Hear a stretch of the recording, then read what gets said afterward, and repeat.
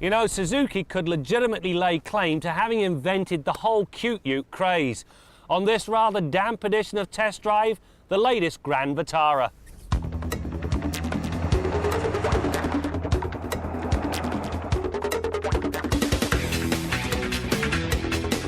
The first thing that strikes one about the new Grand Vitara is that it's finally all grown up.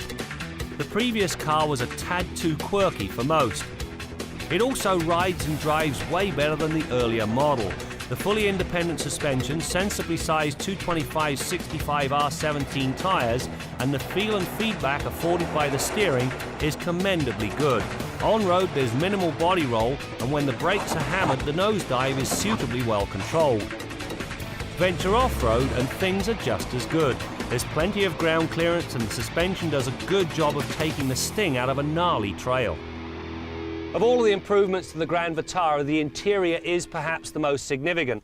Out go all of those cheap plastics of old, in come some very rich materials, especially the leather on the seats of this JLX model. Now, if you go with this model, you get power everything, a very good radio, and a nice sunroof. It all comes together with an expensive feel that's well beyond the asking price of this Grand Vitara. With variable valve timing on the intake cam and a multi-stage intake manifold, Suzuki's new 2.4-litre engine pushes 166 horsepower and 162 pound-feet of torque at a relatively low 4,000 RPM. This is enough drive to deliver the type of performance demanded today and a towing capacity of 1,361 kilograms, which is almost twice as much as the Grand's key four-cylinder powered competitors. The new engine is also a smooth operator that pulls well across a broad range. For many prospective customers, this is all the engine most will ever need.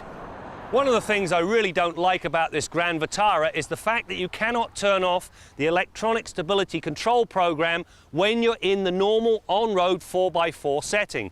You actually have to lock the transfer case to turn it off. Now, the problem with that is you should not drive this vehicle on dry pavement with the transfer case locked, at least if you don't want to damage the drivetrain.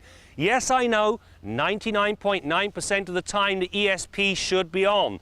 There are, however, times when it's best turned off. As the driver, I want to make that decision. The other complaint is that the four-cylinder engine comes with a 4-speed automatic transmission. It should get the same 5-speed unit that's teamed to the up-level 230 horsepower 3.2-litre V6 engine. Retaining the same first gear and making the top gear a little leggier and then splitting these two with 3 shifts instead of 2 would keep the engine in its sweet spot for more of its working life. No complaints with the Grand's all-wheel drive system. In the automatic set and forget mode, it does a good job of getting the power to the wheels that can put it to best use, and it does so without being intrusive. The back end of this Vitara has been quite well thought through for the most part. The spare tyre is accessible, and this washer wiper, well, it's a must. The problem lies right here, and it's with this door. It's hinged on the wrong side of the vehicle. If you've got a large box here that has to go curbside, you've got a long walk around the outside of the door. Now, if it were hinged on this side of the vehicle, the correct side, you do 2 good things. First of all, you eliminate the walk around the door, but more importantly, this door then becomes a barrier between you and the traffic that's driving by.